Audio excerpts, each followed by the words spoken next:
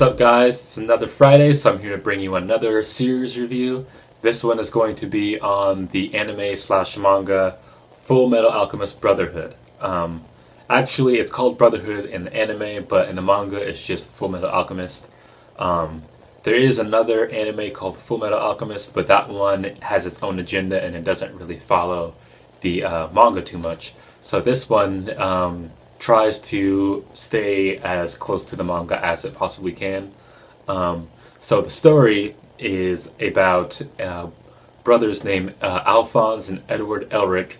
They are raised in a town called Risenbull, and when they're young, they pick up this thing called alchemy. Now, alchemy is to where it's kind of like a real thing that was practiced like way back in the day, but it's not really scientifically real.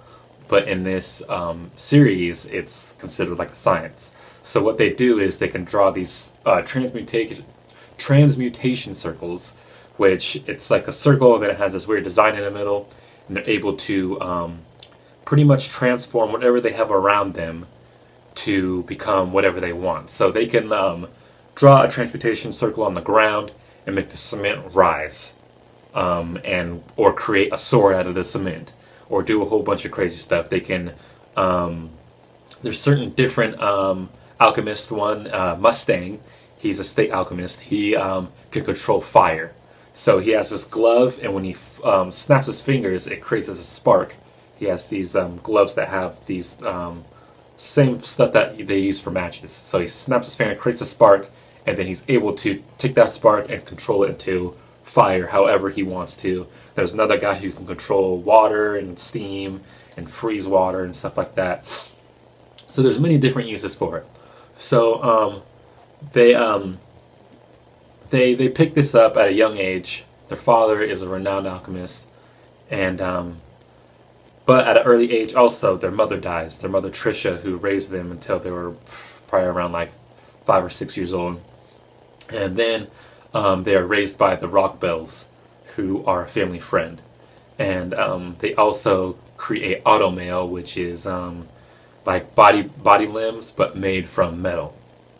So what happens is their mother dies, they're raised by the Rockbells, and then they get picked up by this alchemist teacher who teaches them more alchemy, and they keep studying alchemy in an attempt to bring their mother back to life using alchemy.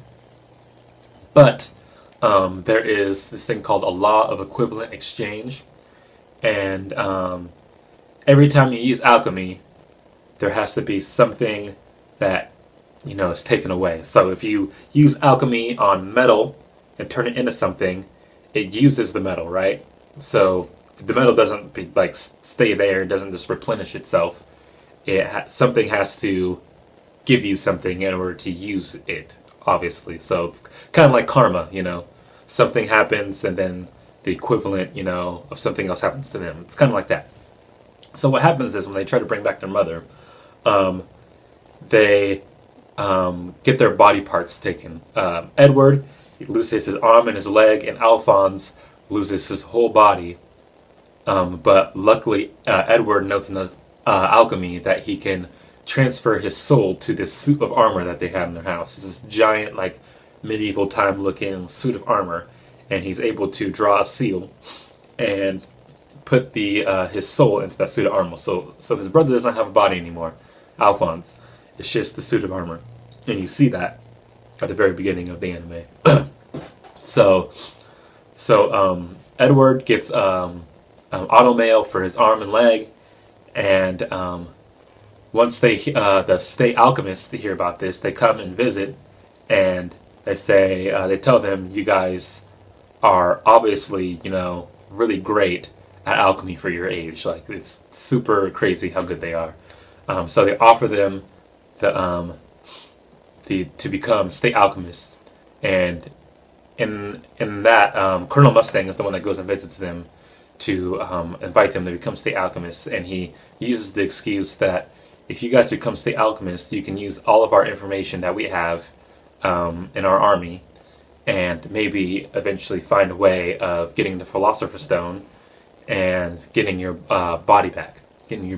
And the Philosopher's Stone is this stone that is created you find out way more about it, but I'm not going to go into too much detail. It's a stone that you can use to use alchemy without any equivalent exchange. So you can use a whole bunch of crazy powers and it has no drawbacks, essentially. There throughout the anime, there's a lot of people who have fake stones, but they all eventually crumble because they get overused, overexerted. And yeah, that's pretty much the basis of the story. They become state alchemists to get information to get their bodies back, pretty much, and get a Philosopher's Stone. But on the way, you meet people like Scar, who is a victim of war, and he's trying to pretty much get revenge on all the state alchemists who attacked his country.